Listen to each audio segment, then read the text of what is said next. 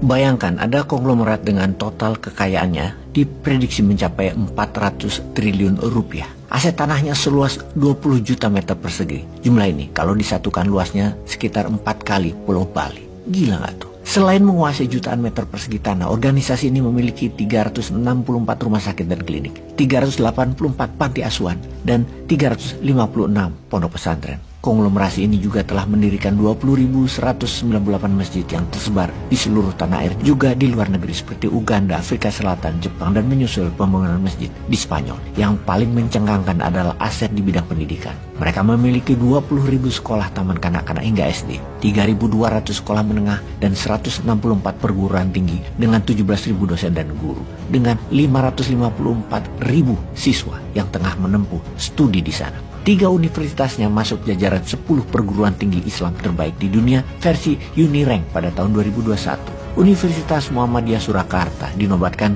di peringkat ketiga terbaik di dunia di atas Universitas Antarbangsa Malaysia dan Iran, University of Science dan Teknologi. Sedangkan Universitas Muhammadiyah Malang dan Universitas Muhammadiyah Yogyakarta berada di ranking ke-6 dan 8 terbaik di dunia. Benar, kita bukan membicarakan tentang aset seorang konglomerat semacam Prayogo Pangestu atau Khairul Tanjung atau Sembilan Naga. Kita bicara tentang sebuah organisasi keagamaan non-profit, organisasi massa ormas Islam terkaya di dunia, Muhammadiyah. Bagaimana Muhammadiyah bisa sebesar dan sekaya itu? Perkembangan Muhammadiyah yang mulanya dari sebuah madrasah sederhana di kampung kecil Kauman di Yogyakarta sering sekali menjadi bahan riset dan diskusi para intelektual internasional. Seorang profesor antropologi sekaligus pengamat Islam asal Boston University Amerika Serikat, Robert Hefner, pernah mengajukan Muhammadiyah untuk meraih Nobel Perdamaian pada tahun 2019.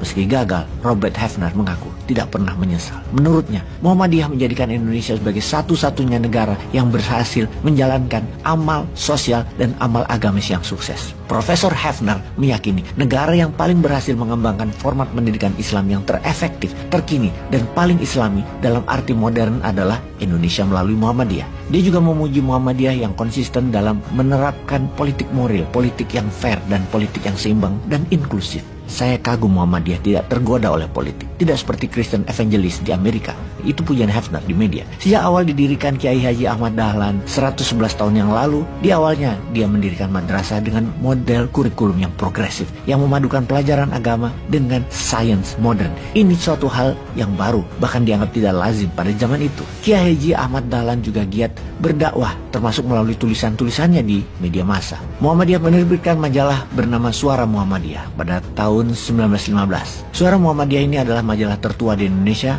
yang pernah terbit dan tidak pernah berhenti terbit hingga saat ini. Semangat pembaruan Kiai Haji Ahmad Dahlan yang sering dijuluki sang pencerah ternyata mendapat sambutan luar biasa. Muhammadiyah menjadi tempat berkumpulnya para filantropi muslim yang rela mewakafkan harta, tanah maupun ilmunya untuk dikelola Muhammadiyah. Soal wakaf dan zakat adalah soal kepercayaan, dan hal itulah yang dijaga betul oleh Muhammadiyah. Kepercayaan dalam pengelolaan aset wakaf dan zakat para donatur itu pula lah yang menjadi salah satu kunci berkembang pesatnya organisasi Muhammadiyah. Pendidikan yang membentuk logika berpikir yang kemudian akan menjadikan output berupa akhlak dan adab adalah motonya Muhammadiyah. Sesuai juga dengan penggalan kata-kata Kiai Haji Ahmad Dahlan yang populer, teladan yang baik adalah khotbah yang paling jitu. Sekali lagi, teladan yang baik adalah khotbah yang paling jitu. Jadi bukan kata-kata, tapi perilaku. Baru-baru ini Muhammadiyah juga merambah bidang perhotelan dengan mendirikan Suara Muhammadiyah Tower dan Convention di Yogyakarta. Hotel ini dibangun secara mandiri tanpa sepeser pun hutang dari bank. Langkah ini menandai dimulainya dakwah Muhammadiyah di bidang ekonomi. Setelah menjadi pionir di bidang pendidikan dan karakter building,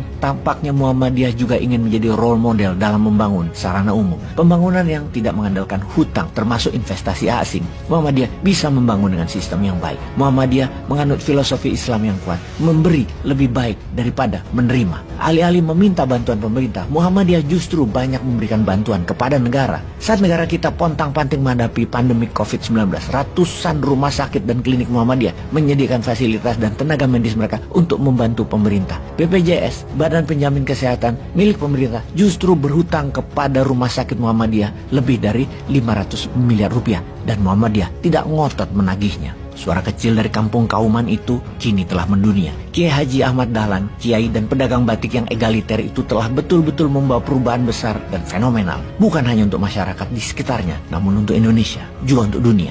Terima kasih Muhammadiyah. Peace.